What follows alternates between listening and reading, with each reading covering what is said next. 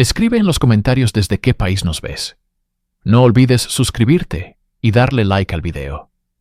París, 1908. En la quietud de la madrugada, un grito ahogado rasga el silencio del Impasse Ronsin. Dentro de una opulenta residencia, una mujer es hallada atada a su cama, con los ojos llenos de terror. Es Marguerite Steinheil. En habitaciones contiguas, su esposo y su madre yacen muertos, brutalmente asesinados. ¿Es ella la única superviviente de una masacre? ¿O la mente maestra detrás de una carnicería? Su nombre ya era un susurro en los pasillos del poder. La última persona en ver con vida al presidente de Francia. Esta es la historia de la Viuda Roja, un laberinto de sexo, poder y muerte en el corazón de la Belle Époque. En la Francia de finales del siglo XIX, en la región fronteriza de Franco Condado, la pequeña ciudad de Beaucourt era un microcosmos de la prosperidad industrial.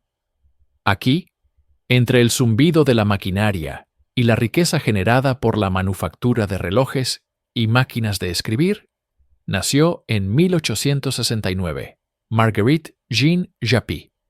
No era una niña cualquiera. Era la heredera de una dinastía, los Japy, una familia cuya fortuna y reputación estaban grabadas en el metal de sus productos. Desde su nacimiento, Meg, como la llamaban sus íntimos, estuvo rodeada de un lujo disciplinado, una opulencia que exigía decoro y contención. Su infancia transcurrió en una jaula dorada, un entorno que le proporcionó una educación exquisita, lecciones de piano y pintura, y el dominio de las sutilezas sociales. Sin embargo, bajo la superficie pulcra de la joven provinciana, bullía una corriente subterránea de inquietud. Marguerite poseía una inteligencia aguda y una belleza que ya entonces prometía ser un arma formidable. Observaba el mundo que la rodeaba no con la complacencia de una heredera, sino con el apetito de una conquistadora. Los horizontes de Beaucourt se le antojaban demasiado estrechos. Las conversaciones de la burguesía local, insípidas. Sentía en su interior un anhelo voraz por algo más grande, más vibrante, más peligroso. París. El nombre resonaba en su mente como una promesa, un escenario digno de sus ambiciones aún sin forma. Su encanto natural no era ingenuo. Era una herramienta que aprendió a calibrar desde muy joven, una forma de navegar y manipular las expectativas de quienes la rodeaban. En sus ojos no había solo la chispa de la juventud, sino también el frío destello del cálculo. Era una flor cultivada en el invernadero de la provincia, sí, pero sus raíces ansiaban un suelo más fértil y sus pétalos se orientaban instintivamente hacia el sol lejano y deslumbrante de la capital. El destino de Marguerite Japy no estaba escrito en los libros de contabilidad de la empresa familiar, sino en las páginas de un futuro que ella misma se encargaría de redactar, con la tinta de la ambición y, eventualmente, de la sangre. La llave para abrir la jaula dorada de la provincia llegó en la forma de un hombre, Adolphe Steinheil, un pintor de cierto renombre, casi 20 años mayor que ella, conocido en los círculos artísticos por sus retratos y paisajes. Para la sociedad, era una unión respetable. Para Marguerite, era una transacción estratégica. Adolphe no le ofrecía una pasión arrebatadora, sino algo infinitamente más valioso, un apellido con pátina artística. Y lo más importante, un pasaporte de ida a París. El matrimonio, celebrado en 1890, fue su primer gran movimiento en el tablero de ajedrez de su propia vida. Dejaron atrás la predecible tranquilidad de Beaucourt y se instalaron en el corazón bohemio de la capital, en una villa situada en el número 6 bis del Impasse Ronsin. Este no sería simplemente un hogar. Se convertiría en el lienzo sobre el cual Marguerite pintaría su obra maestra social.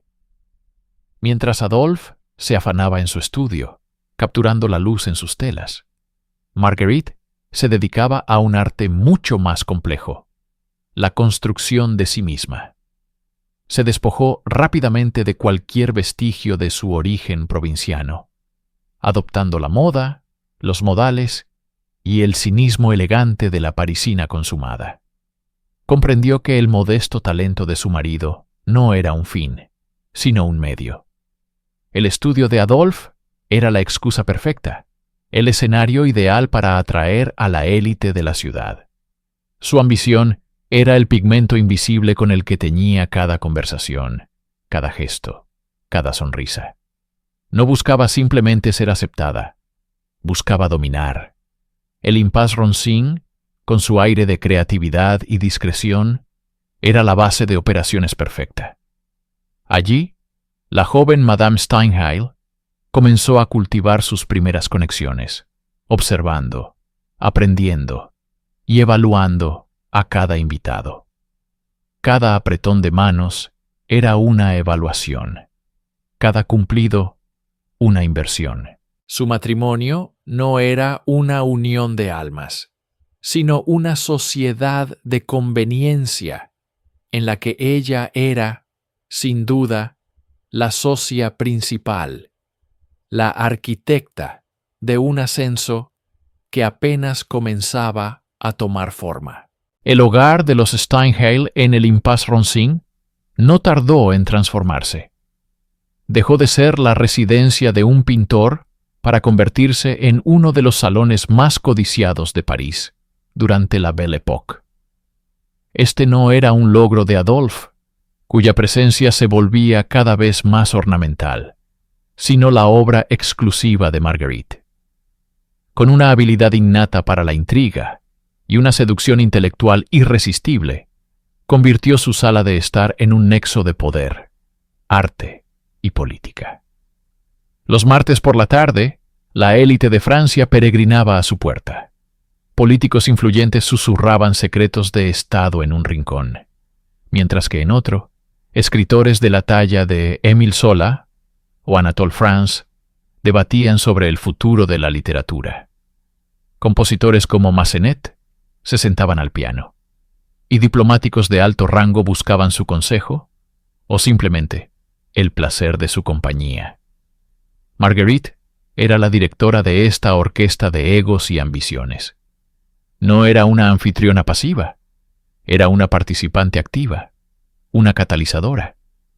Poseía la extraña habilidad de hacer que cada hombre poderoso se sintiera el único en la habitación, el depositario de su atención más íntima.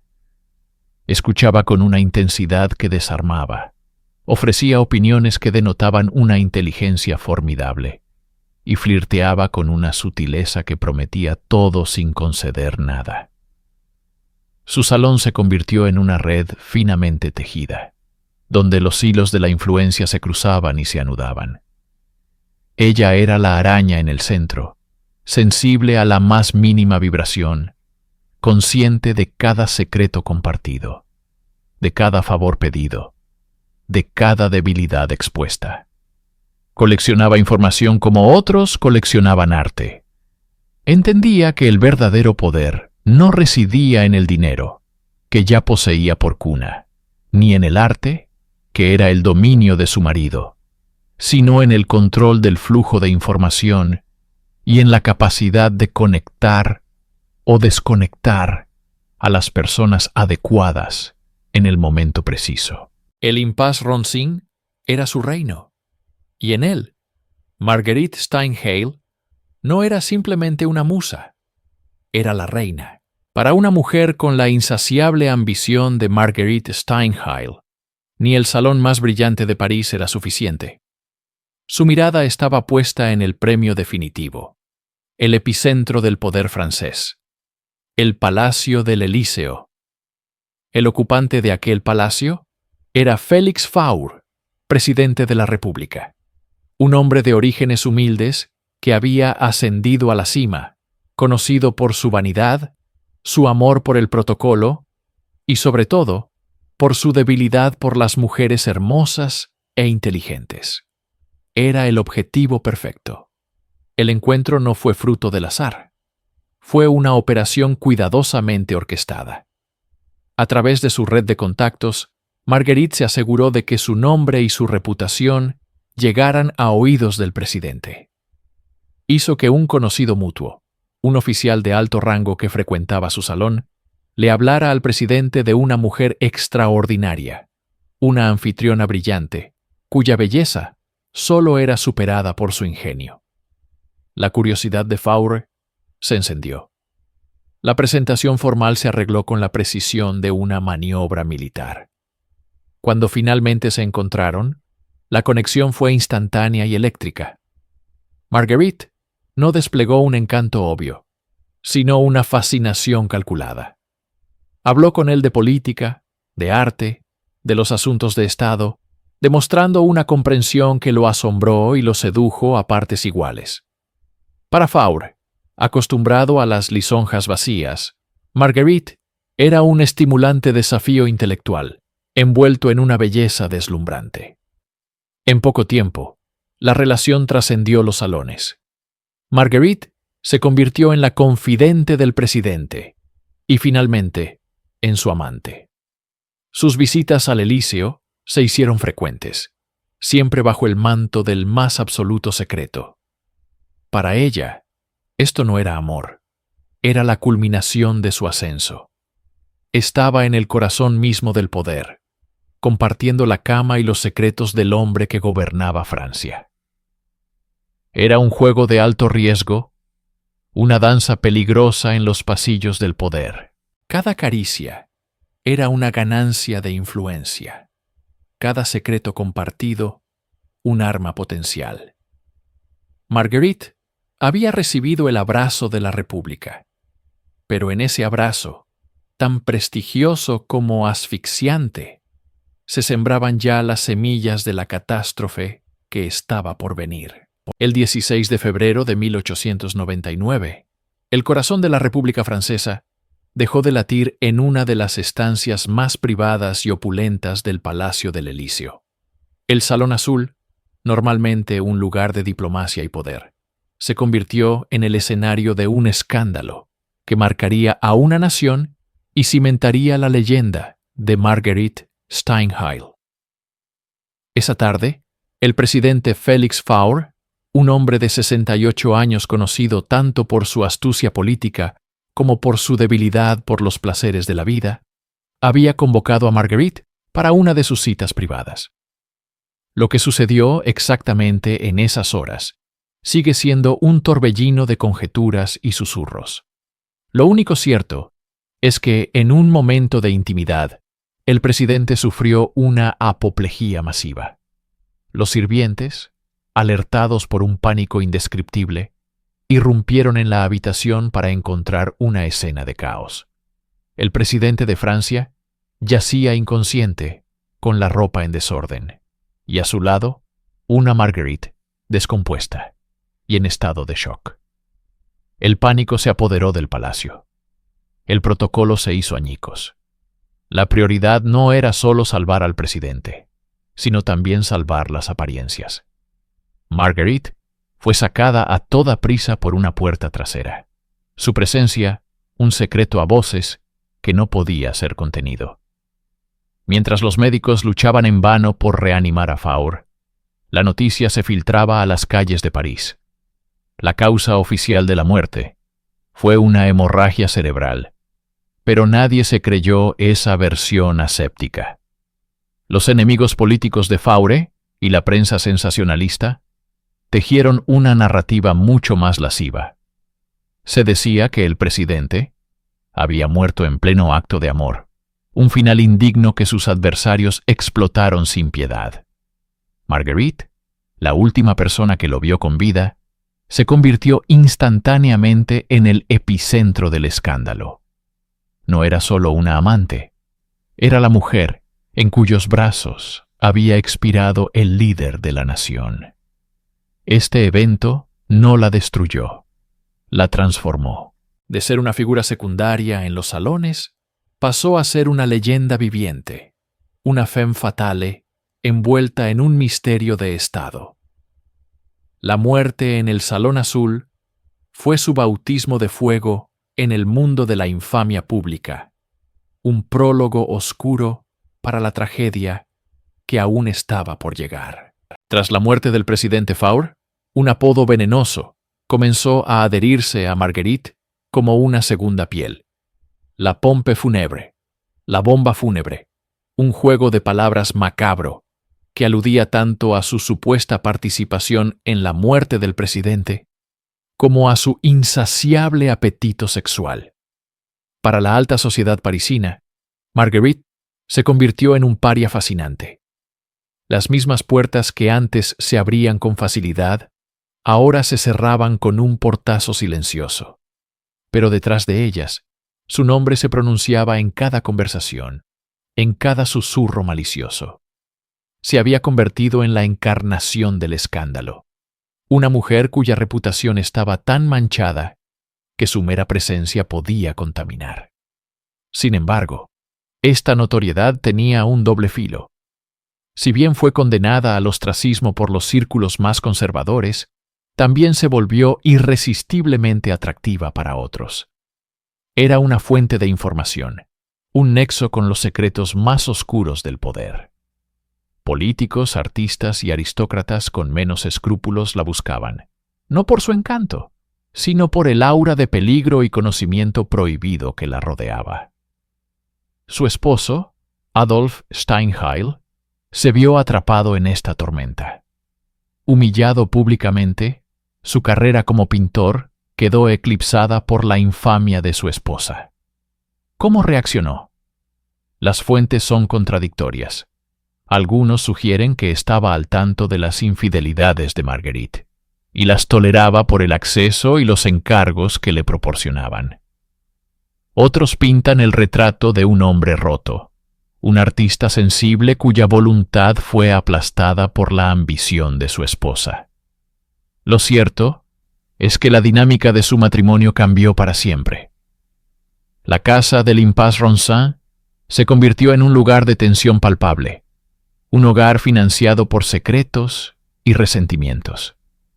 Marguerite, por su parte, aprendió a navegar en estas aguas turbulentas con una destreza asombrosa. Lejos de esconderse, parecía jugar con su reputación, cultivando un aire de misterio y tragedia. Se vestía de luto riguroso, lo que le valió otro apodo, la Viuda Roja, pero sus ojos seguían buscando nuevas oportunidades, nuevas conexiones. Se estaba forjando en el crisol del escándalo, volviéndose más dura, más calculadora. El escándalo del Elíseo no fue su final, sino una metamorfosis. Se estaba preparando, sin saberlo, para un acto final mucho más sangriento y personal. Habían pasado casi 10 años desde el escándalo del Elíseo.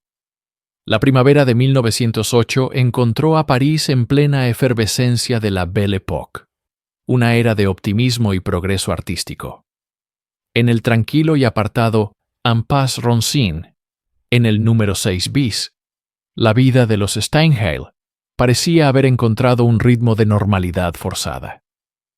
La notoriedad de Marguerite se había atenuado, convirtiéndose en una anécdota del pasado, un eco lejano en los salones que una vez la condenaron. Adolphe seguía pintando, aceptando encargos para restaurar obras y crear murales, un trabajo que apenas mantenía a flote las finanzas familiares. La pareja proyectaba una imagen de respetabilidad burguesa, una fachada cuidadosamente construida para ocultar las grietas que se ensanchaban por debajo. La noche del 30 de mayo de 1908 fue, en apariencia, una noche como cualquier otra. La familia se reunió para cenar. Junto a Marguerite y Adolphe estaba la madre de Marguerite, Émilie Japy, quien se había mudado con ellos. La conversación presumiblemente versó sobre asuntos cotidianos, los encargos de Adolphe, las noticias del día, los pequeños detalles de la vida doméstica. No hubo indicios de la catástrofe que se cernía sobre ellos. Era la calma tensa que precede a una tormenta violenta. El aire en la villa estaba cargado de secretos no dichos. Las deudas se acumulaban, y la ambición de Marguerite no había disminuido con los años. Se rumoreaba que seguía manteniendo relaciones discretas con hombres influyentes, buscando siempre una ventaja, una salida a su precaria situación económica. ¿Sabía Adolf? ¿Lo aceptaba? ¿O simplemente había renunciado a luchar? Esa noche, la rutina se impuso. Después de la cena, la casa se fue sumergiendo lentamente en el silencio. Los sirvientes se retiraron a sus aposentos.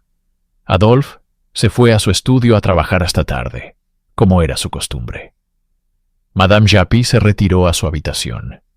Marguerite, por su parte, se preparó para dormir en su propio dormitorio. La casa, un laberinto de pasillos y habitaciones llenas de lienzos y antigüedades, quedó a oscuras. Cada puerta cerrada, cada sombra proyectada por la luz de gas en la calle, era un presagio silencioso. Afuera, París dormía, ajeno al hecho de que dentro de esos muros, el último acto de la vida de la familia Steinheil estaba a punto de comenzar, no con un estruendo, sino con un silencio mortal. La mañana del 31 de mayo de 1908 rompió con la fría indiferencia de cualquier otro día.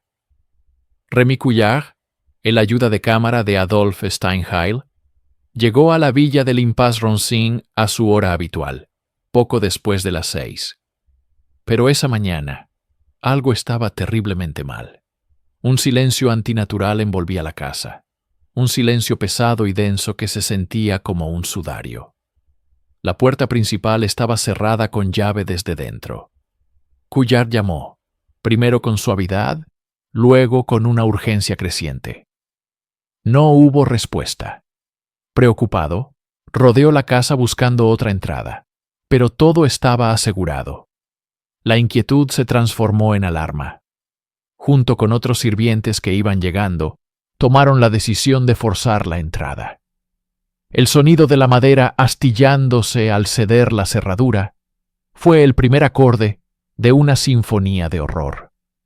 Lo que encontraron dentro superaba cualquier pesadilla. En el umbral del dormitorio de Marguerite yacía el cuerpo sin vida de su madre, Émilie Japy.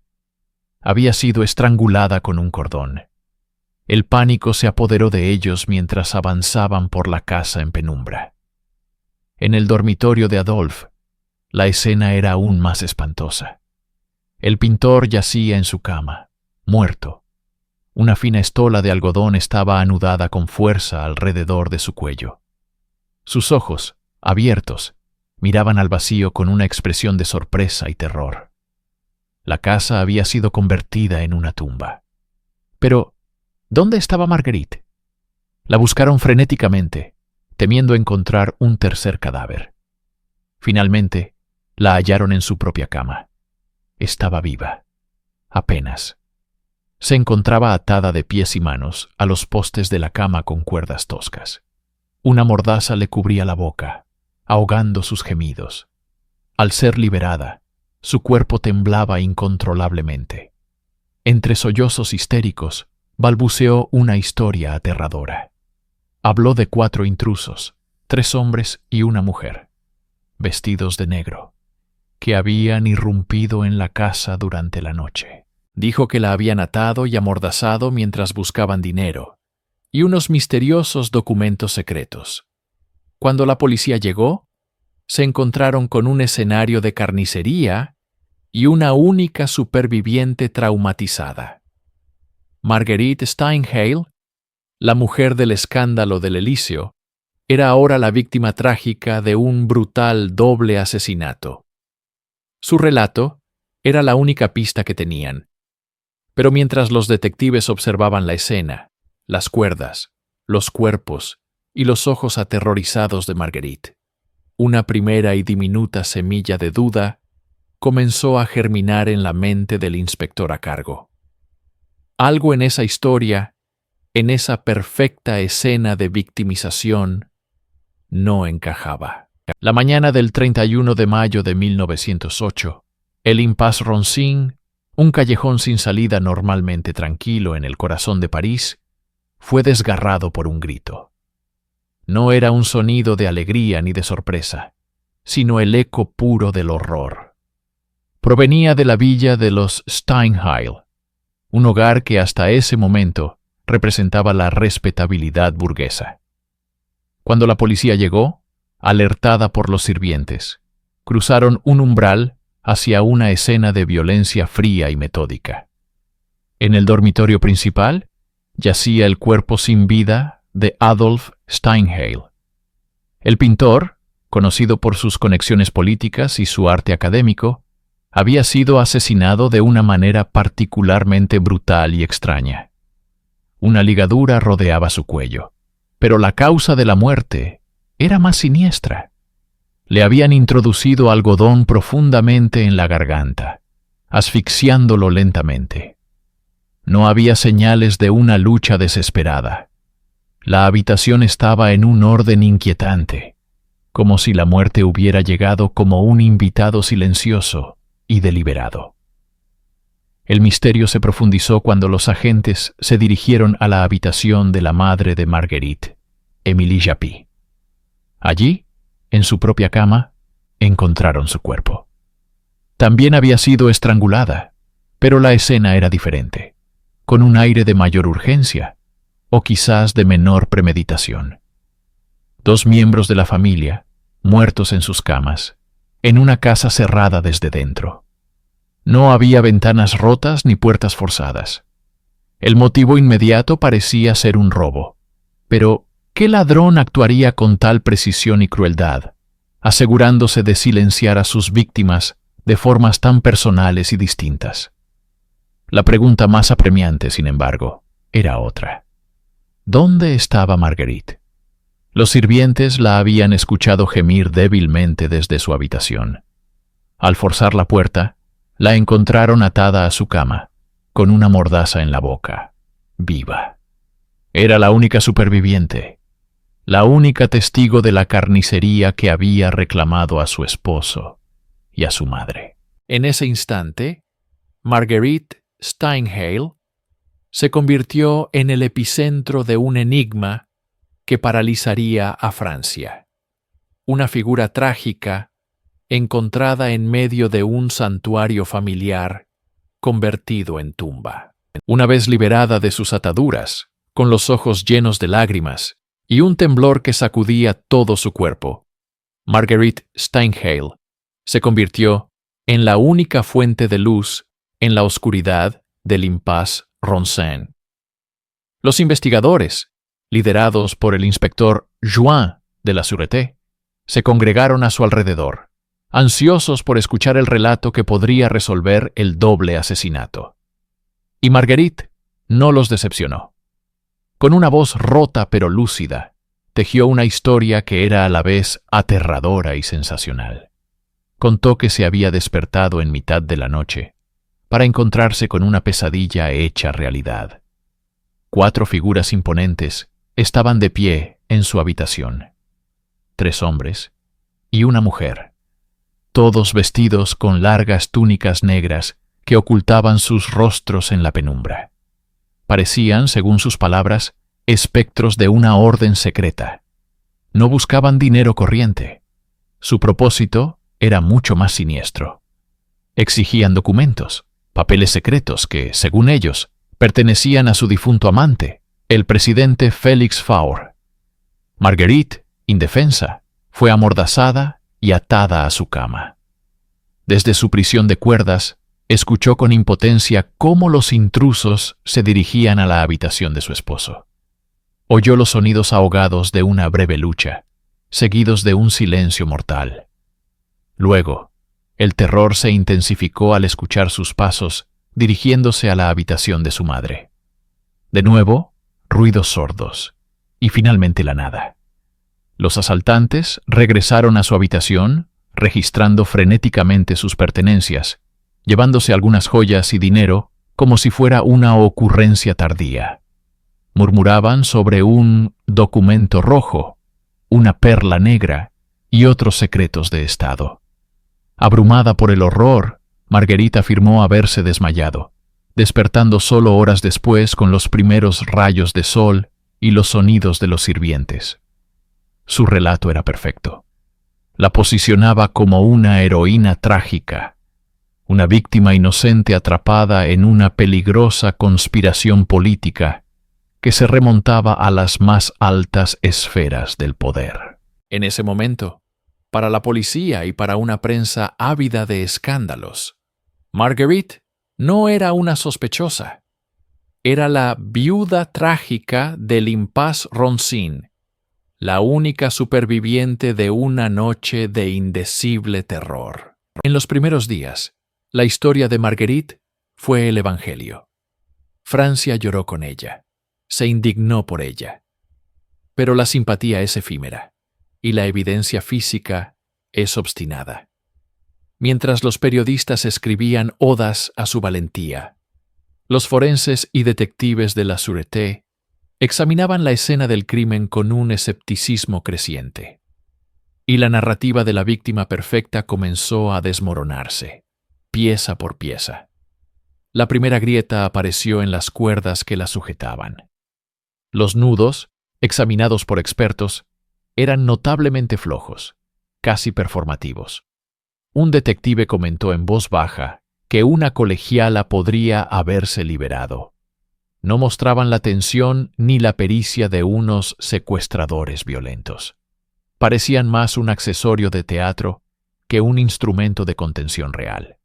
Luego estaba la mordaza, un pañuelo delicadamente colocado en su boca, no introducido con la fuerza necesaria para silenciar un grito de pánico. El silencio de Marguerite, durante el asesinato de sus seres queridos, se volvía cada vez más sospechoso. La casa misma contradecía su historia de una invasión caótica.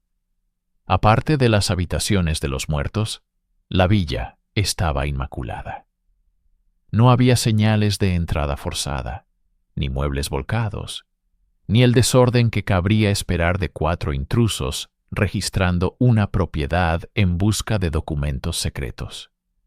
Era como si los asesinos se hubieran movido con un conocimiento íntimo de la casa, flotando como fantasmas sin dejar rastro.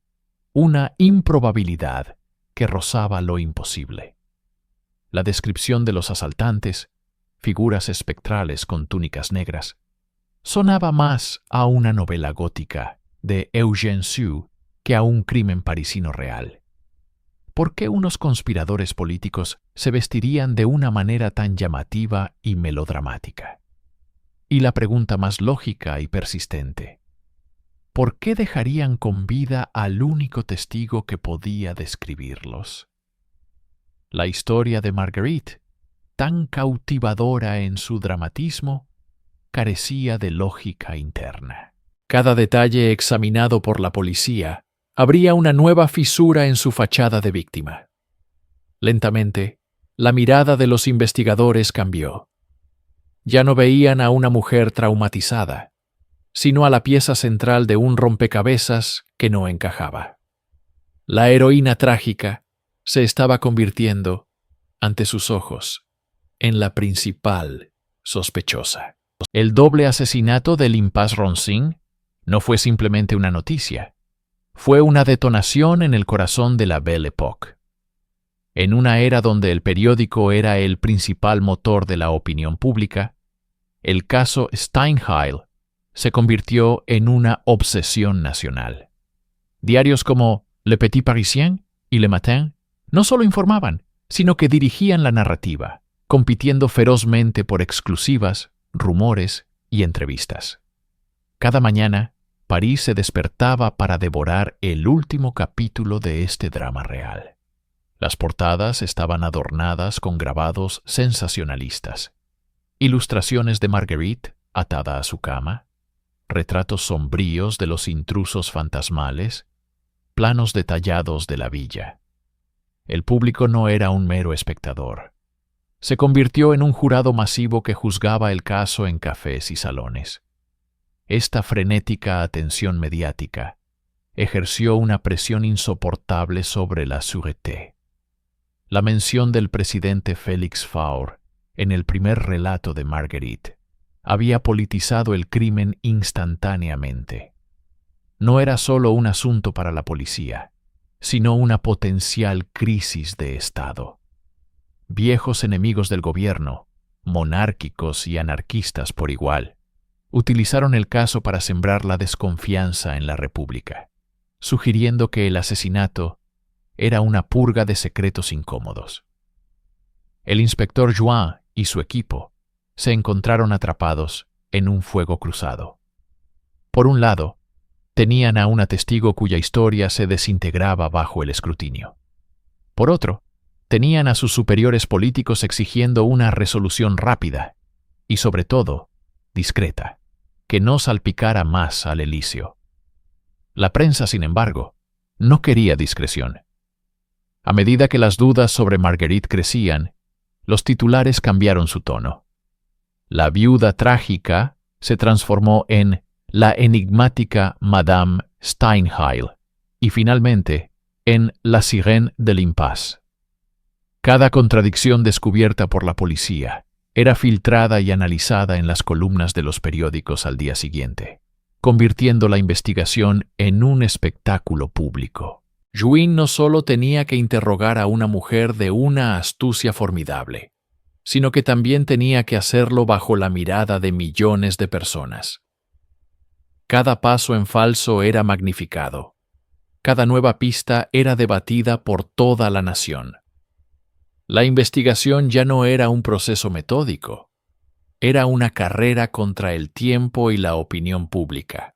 Con la presión pública y política montando una tormenta sobre sus cabezas, la policía parisina necesitaba un culpable. Y lo necesitaban rápido. En la sociedad rígidamente estratificada de la Belle Époque, la mirada de la justicia a menudo se posaba primero en los de abajo. Y en el Impasse Ronsin no había nadie más abajo en la jerarquía que Rémy Cuillard, el mayordomo.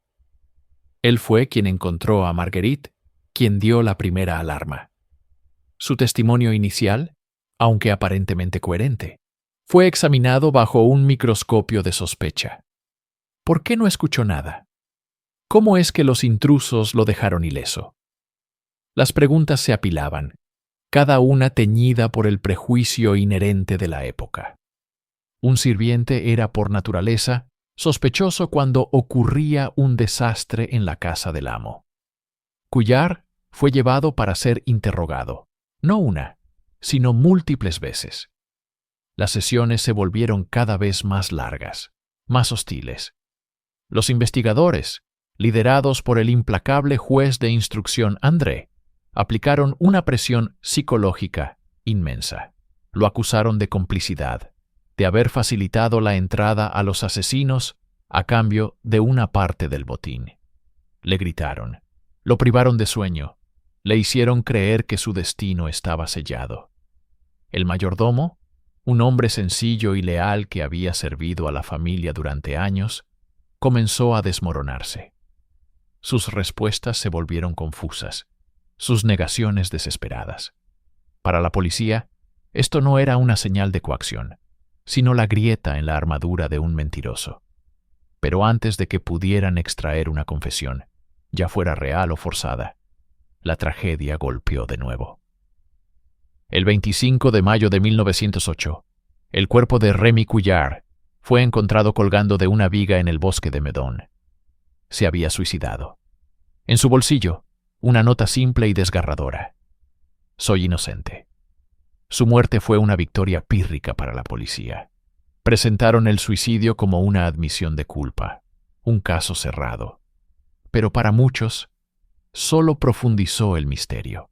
¿Era Cuillard un asesino atormentado por la culpa o una víctima inocente empujada al abismo por una investigación desesperada y parcial? Su fantasma ahora se cernía sobre el caso, un conveniente chivo expiatorio, cuya muerte silenció cualquier posibilidad de conocer la verdad desde su perspectiva. Con la muerte de Rémy Cuillard, La policía se encontró en un callejón sin salida.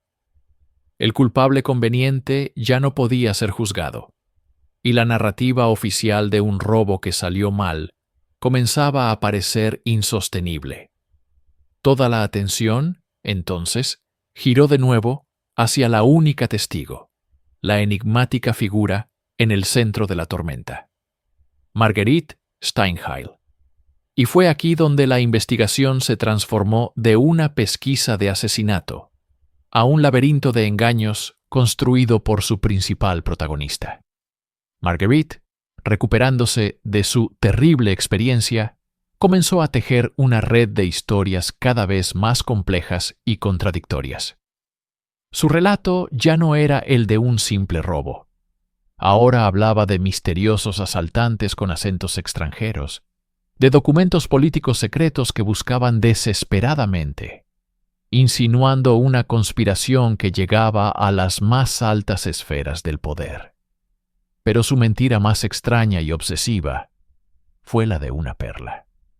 Insistió en que durante el ataque, una perla negra, parte de un collar que supuestamente le había regalado el difunto presidente Faure, había sido arrancada y perdida.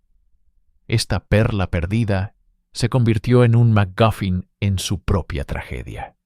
Envió a la policía, a sus amigos e incluso a su propio hijo en búsquedas frenéticas por toda la casa, debajo de los muebles, entre las alfombras. Era una distracción brillante, una pista falsa que consumía tiempo y recursos, manteniendo a todos ocupados mientras ella controlaba la narrativa.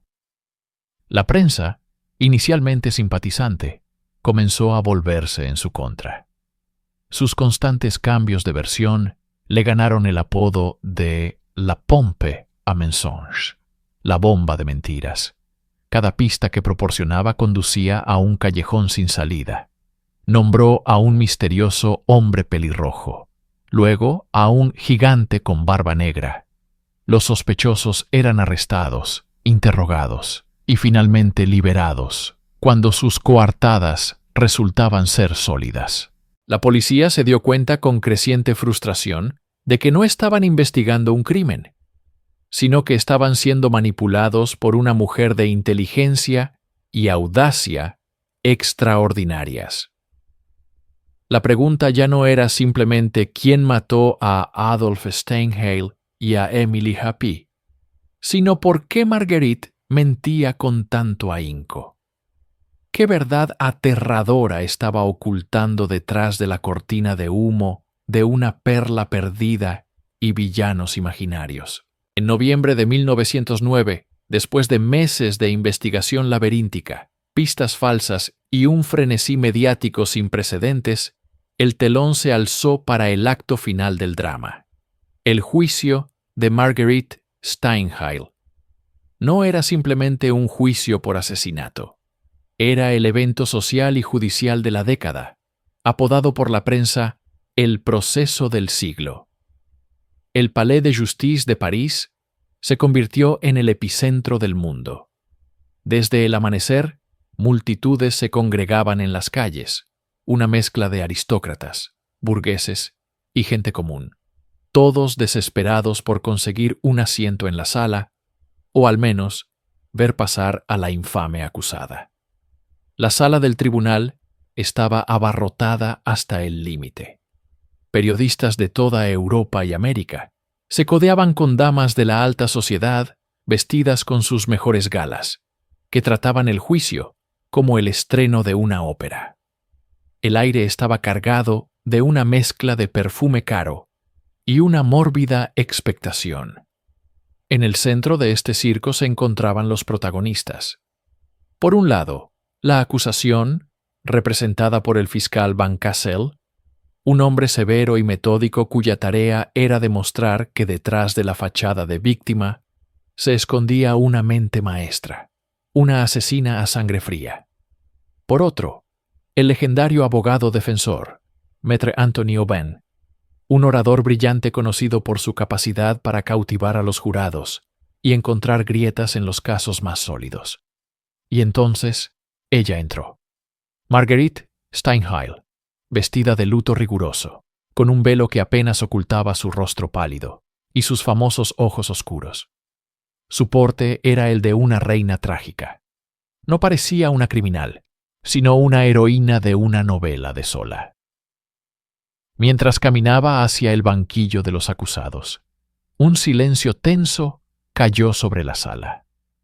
Cada mirada estaba fija en ella. Era la Veuve Rouge, la viuda roja, como la apodaban algunos periódicos, una mujer fatal que había asesinado a su familia por ambición.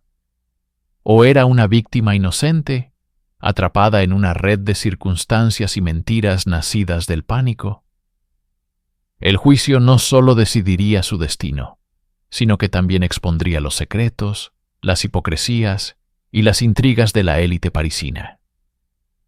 La primera sesión comenzó, y con las palabras iniciales del fiscal, quedó claro que esto no sería solo un juicio, sino una batalla por el alma de una mujer y la verdad de una noche de pesadilla. El juicio se convirtió rápidamente en un campo de batalla dialéctico, un duelo de intelectos y voluntades entre dos de las mentes legales más agudas de Francia. El fiscal Van Cassel inició su ataque con una precisión quirúrgica. Su estrategia no se basaba en pruebas físicas contundentes, porque en realidad no las había. No había arma homicida, ni huellas dactilares concluyentes, ni testigos presenciales. En cambio, Van Cassel construyó su caso sobre el carácter de Marguerite. Metódicamente presentó al jurado el tapiz de sus mentiras, la perla perdida, los atacantes imaginarios, las coartadas cambiantes. Cada contradicción fue expuesta como un ladrillo en el muro de su culpabilidad. Argumentaba que solo la persona responsable del crimen tendría la necesidad de inventar historias tan elaboradas para desviar la atención. Pintó un retrato de Marguerite como una mujer amoral y peligrosamente ambiciosa, una cortesana moderna que utilizaba su encanto para manipular a hombres poderosos y que cuando su marido y su madrastra se convirtieron en un obstáculo, los eliminó sin piedad. Su interrogatorio a Marguerite fue brutal. La acorraló, la desafió, la empujó al límite, esperando que se derrumbara y confesara. Pero entonces, Maître Anthony Aubin se levantó para la defensa, y la dinámica de la sala cambió por completo. Aubin era un maestro del teatro judicial. Su enfoque fue brillante en su simplicidad. No intentó probar que Marguerite era una santa, ni siquiera que decía la verdad. En cambio, atacó la base misma del caso de la fiscalía, la falta total de pruebas materiales. ¿Dónde está el arma?, preguntaba retóricamente al jurado. ¿Dónde está la confesión? ¿Dónde está el testigo que vio a Madame Steinheil cometer estos actos atroces? Argumentó que las mentiras de Marguerite no eran las de una asesina, sino las de una mujer aterrorizada y en estado de shock. Una víctima traumatizada que, en su histeria, inventó historias para darle sentido a un horror sin sentido. Transformó su inconsistencia de una prueba de culpa a un síntoma de victimización. Aubin no vendió la inocencia de Marguerite, vendió la duda razonable.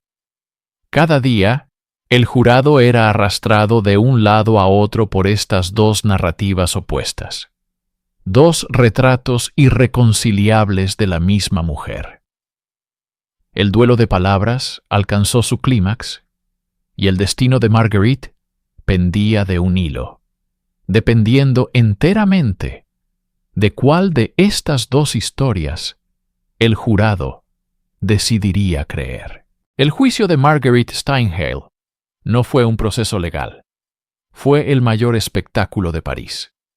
Y en el centro de la pista, la acusada se convirtió en su propio y más formidable testigo. La fiscalía, que había construido su caso sobre un castillo de naipes, testimonios cambiantes, pruebas circunstanciales y la presión de cerrar un caso que avergonzaba a la República. Observaba impotente cómo Marguerite desmantelaba su narrativa, pieza por pieza.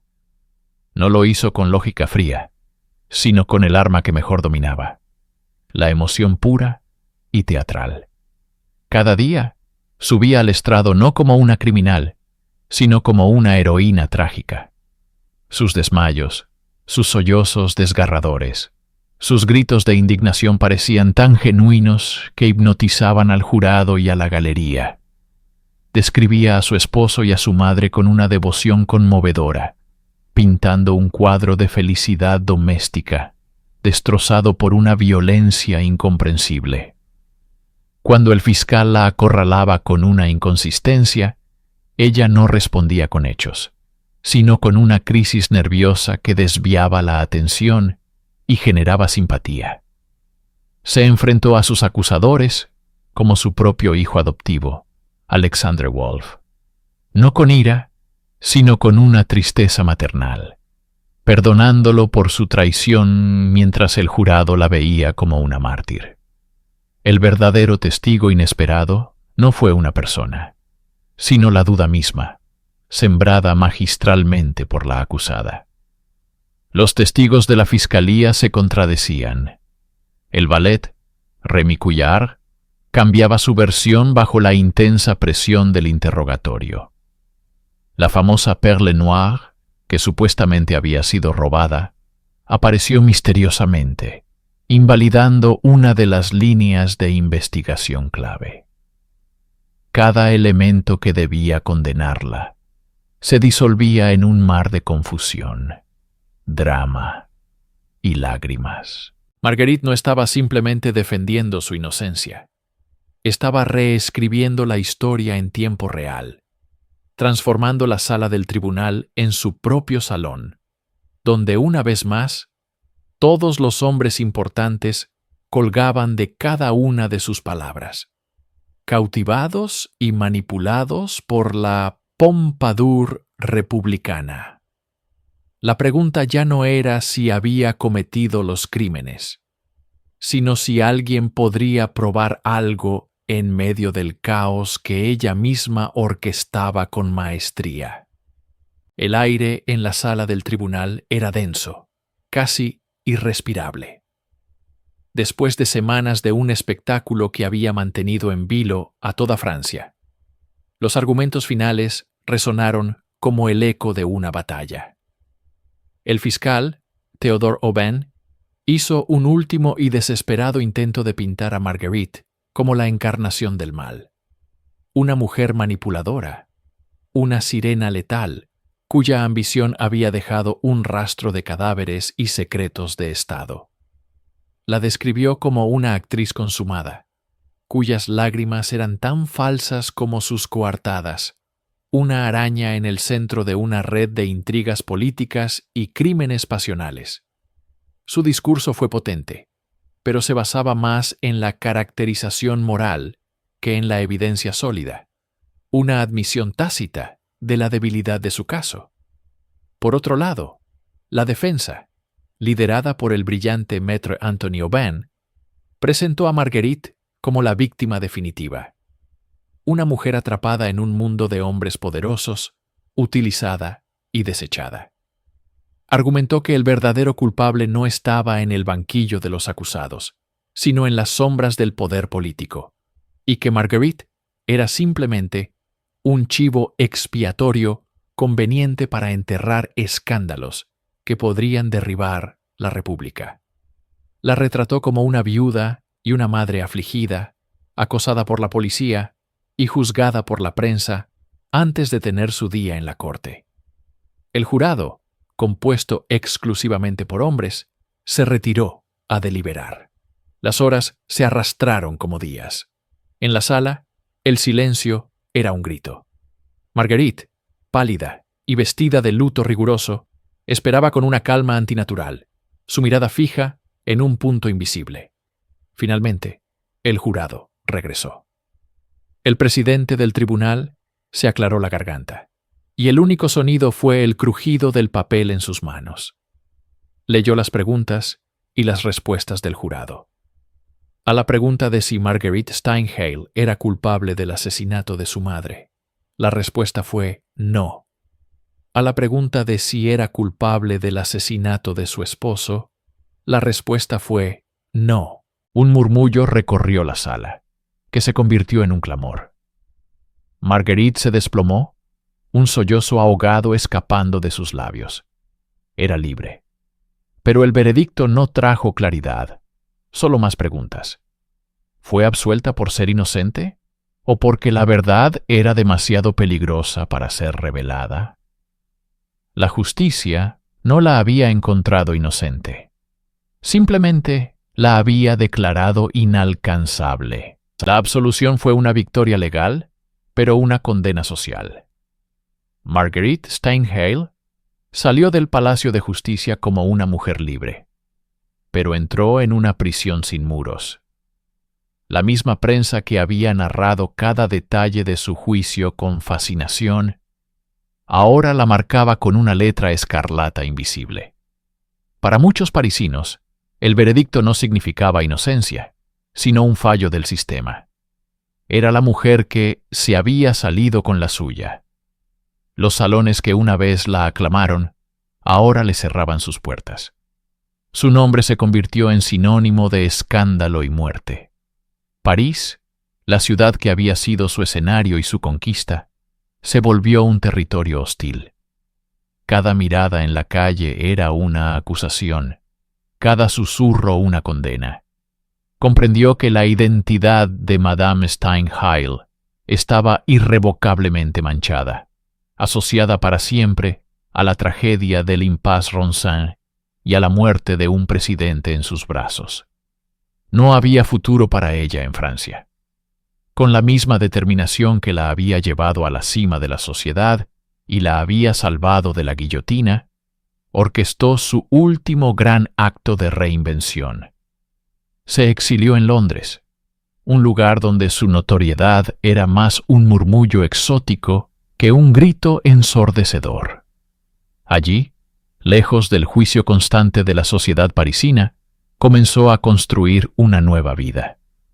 En 1917, el pasado pareció disolverse por completo cuando Marguerite Steinheil se casó con Robert Brooke Campbell Scarlett, el sexto barón Abinger. La viuda del artista, la amante del presidente, la acusada de doble asesinato, se convirtió en Lady Abinger, miembro de la aristocracia británica. Vivió el resto de su vida en una mansión en Hampshire, rodeada de la tranquila opulencia del campo inglés. Publicó sus memorias, My Memoirs, en 1912, ofreciendo su versión de los hechos, una narrativa cuidadosamente construida que la presentaba como una víctima perpetua. Pero, ¿encontró la paz en su nueva identidad?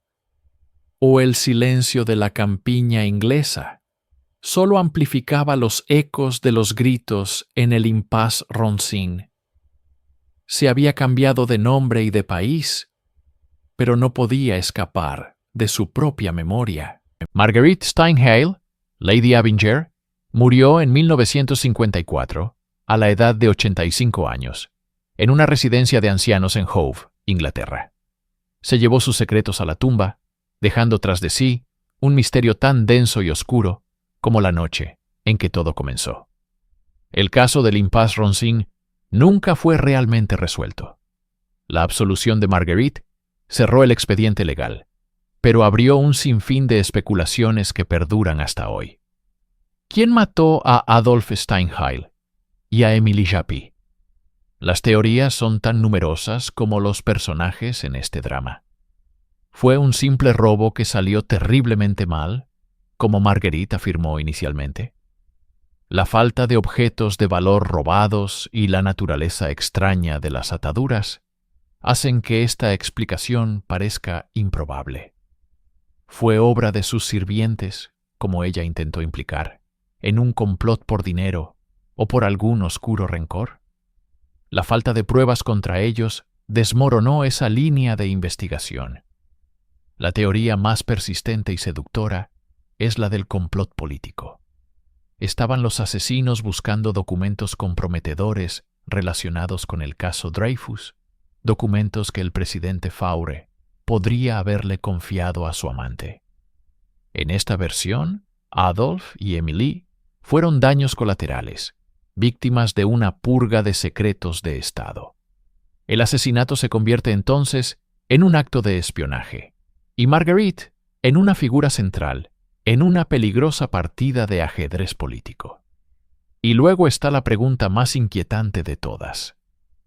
¿Fue la propia Marguerite la autora intelectual o material de los crímenes?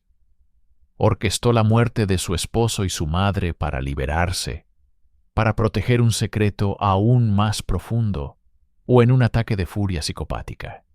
Su capacidad para la manipulación, su sangre fría durante el juicio y sus constantes mentiras la convierten en una sospechosa eterna. El legado del impasse Ronsin no es la respuesta, sino la pregunta. Es un testimonio de cómo la verdad puede ser oscurecida por el poder, el sexo y la ambición. Marguerite Steinheil se convirtió en un arquetipo, la femme fatale, la viuda negra, la mujer que usó su ingenio y su encanto para navegar y sobrevivir en un mundo brutalmente patriarcal.